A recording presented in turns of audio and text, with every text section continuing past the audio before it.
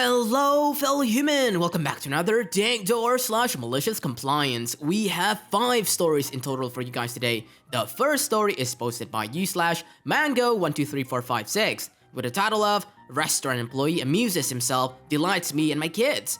Yesterday, I decided to take my kids to an international chain restaurant. In this restaurant, the kids' meal come with an ice cream, but you have to serve yourself.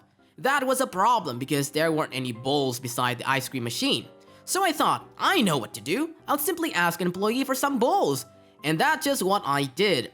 So he turns around to look at the vast array of bowls behind him. Some soft-sized, some entree salad-sized, and many in between. And we realized that neither of us know what size the kid's ice cream is intended to be.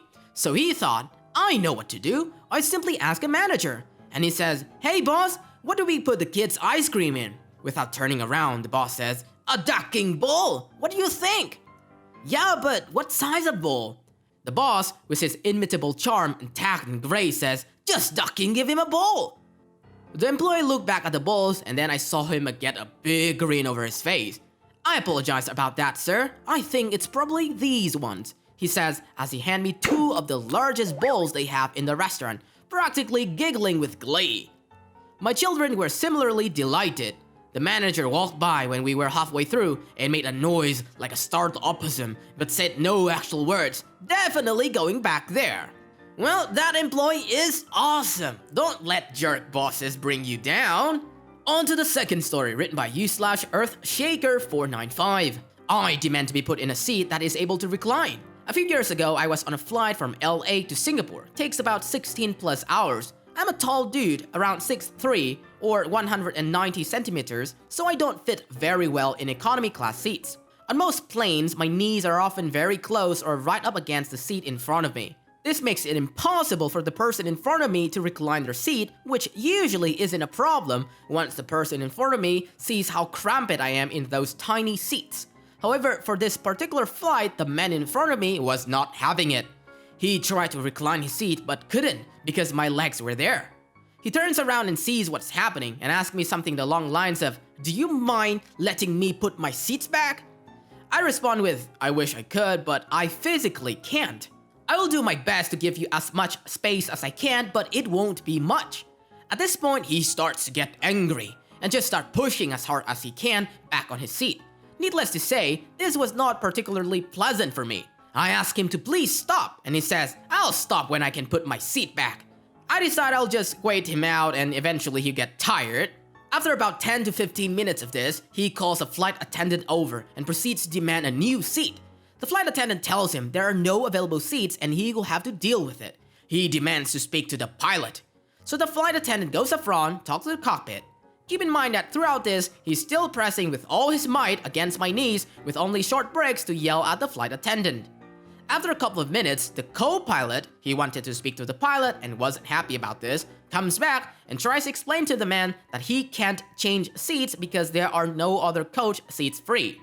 The man continues to demand a seat that is able to recline, give me an upgrade, this is unacceptable, making a scene, etc.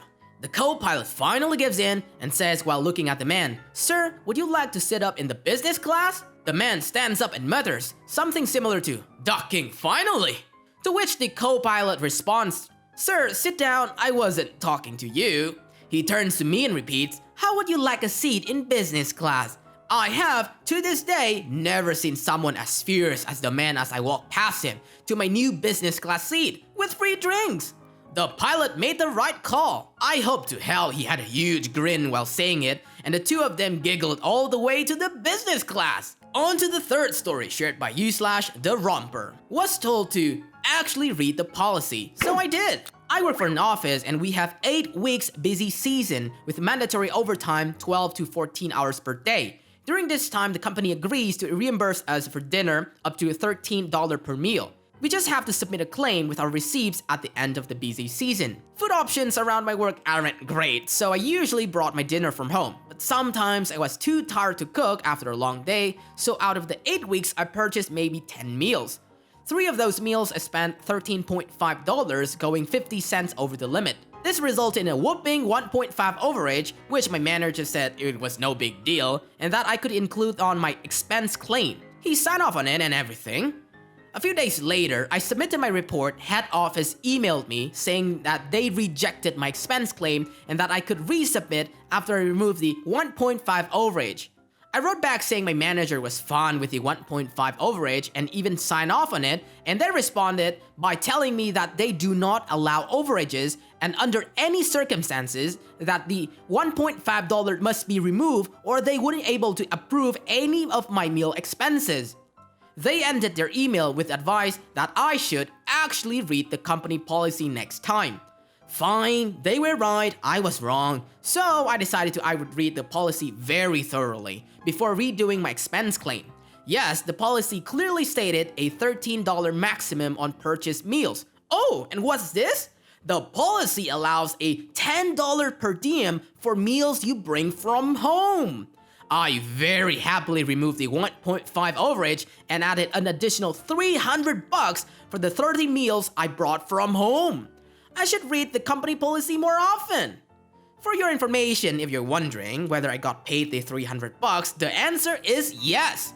Many are suggesting the person was sincerely trying to help me out, but I'm not 100% sure because they were so snippy in their email.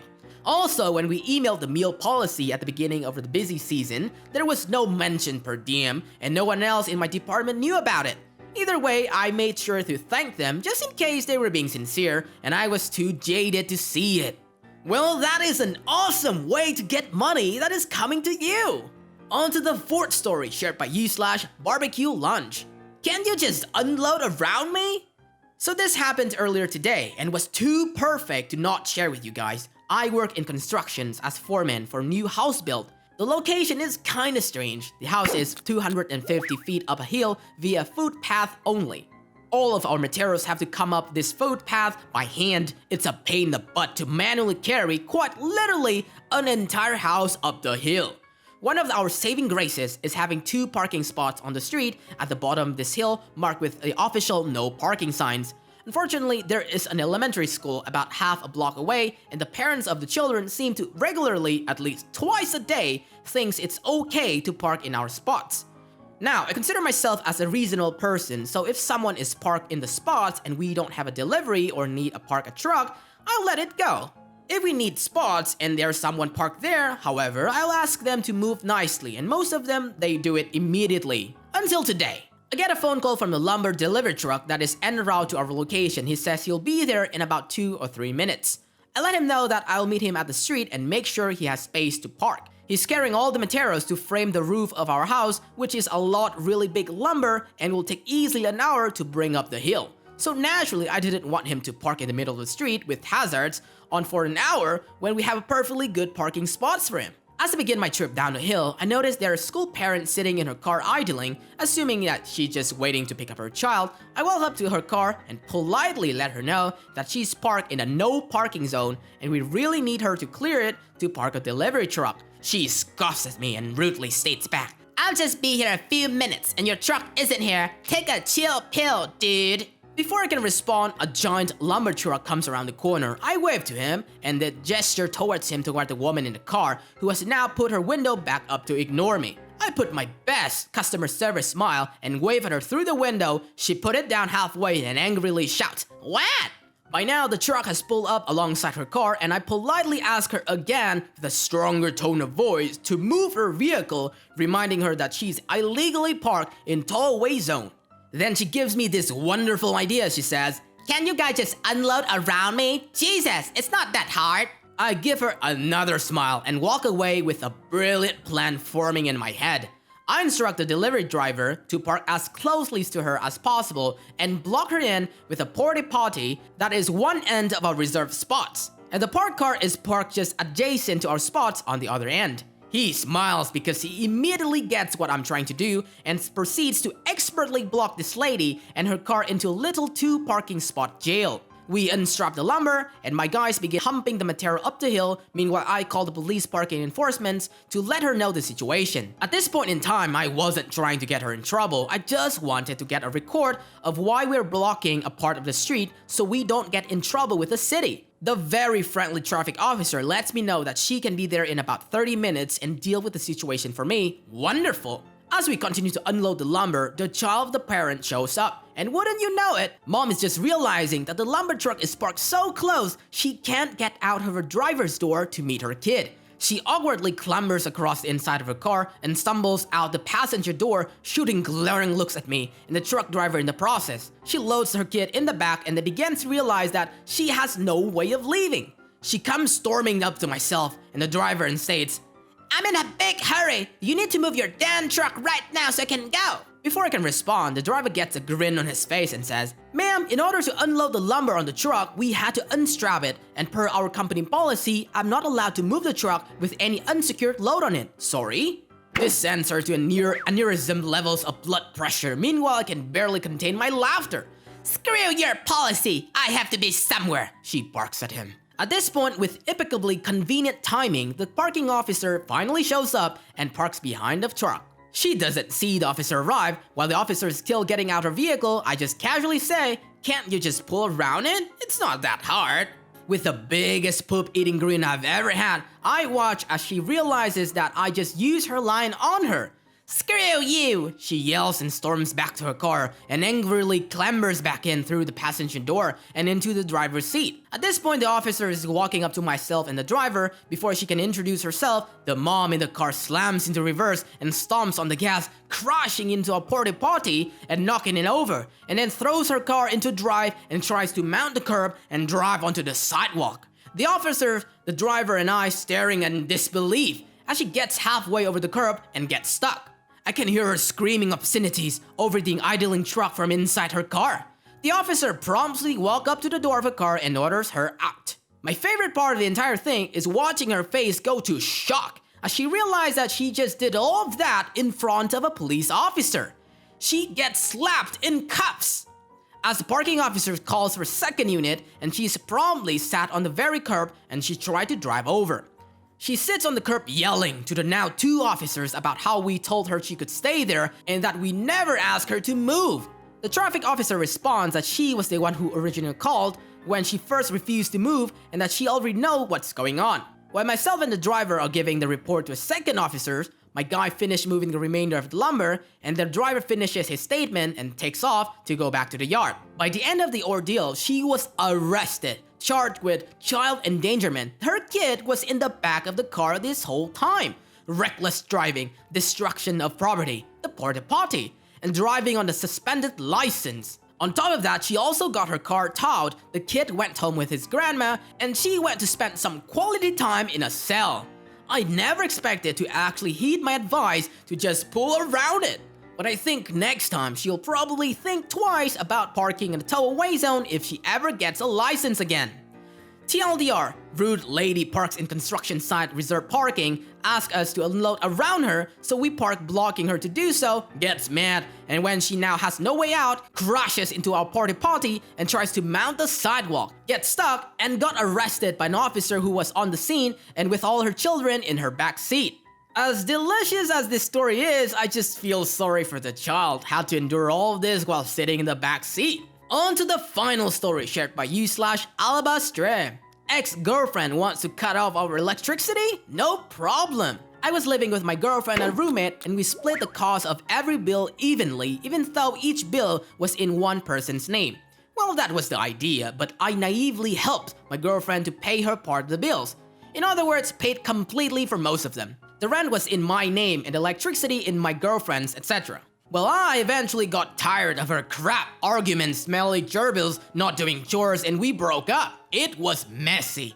She took ages to move out, making sure to smooch every penny she could before leaving. When she left, I immediately started a new electricity account in my name. A week later, I got a letter of confirmation in the mail, but I also received the electricity bill for the last 3 months my ex was living with us. I opened without thinking. We couldn't even pay if we wanted to because the bill was in her name. I shot her a text, me, "Yo, you got the electricity bill in the mail. It's $220, so come pick up the $40 from each of us." X, where's the other $40? We agreed I wouldn't pay bills after I move out. As if she did before. Me, you were still living here for the time period of the bill. X, this is BS. I'm not going to pay a thing. We had an agreement. Me, well, you can come over to get our part or you can pay it alone. X. The way I see it, you can either bring the $220 to my place or have fun in the dark, LOL. Me, you got me there. At this point, I realized that she doesn't know I started my own account with the electricity provider. She thought that by refusing to pay, the provider would cut our lights. Good way to mooch another $40 from us, right? But that's not quite what happened. A few weeks later, I received another letter from the electricity company with her name on it. Probably a late payment warning. I sent a text to tell her and she responded, LOL, why are you so desperate to talk to me? You know what you have to do, smiley face. Another letter came in for her. This one was probably late fees. I have to guess because I never opened them. I messaged her and she said, I thought I told you to never talk to me again. As you wish, ma'am. More letters arrived, but from a new address. I googled a new sender's address and found they were debt collectors. Scary stuff. It's too bad I couldn't say a word to her. Now about 2 or 3 months later, I receive a phone call from my ex and I'm greeted by, what the F? These people are calling my parents' house. I've got these late fees. Bah! Debt collectors. I told her if she wants our part of the bill, she knows what to do. Smiley face. Realizing that she had no other choice, she caved and came for the money. My roommate and I didn't give her a cent toward the late fees and I probably looked so ducking smug giving her money for the last time. This whole post reads like a lesson in how to be an adult. OP was an adult from the get-go, politely informing about the issues and offering to pay his fair share up front. OP's ex was stuck in high school where being right and feeling good is more important than just solving the darn problem. Honestly, like, what did she even think would happen? It was in her name. She's just lucky that OP was honest enough to switch the account to his name. OP could just have left it be if OP was a bad sort. That's it for today, fellow humans. Thanks for watching. Dank Doggo appreciates your time. If you enjoy our content and want to see more of us, stay tuned and subscribe. Don't forget to smash that like button and ring the bell, or Doggo will cry. Also, you can always tell us your friendly neighbor Doggo, your experiences in the comment section. I will catch up with you guys later in the next video.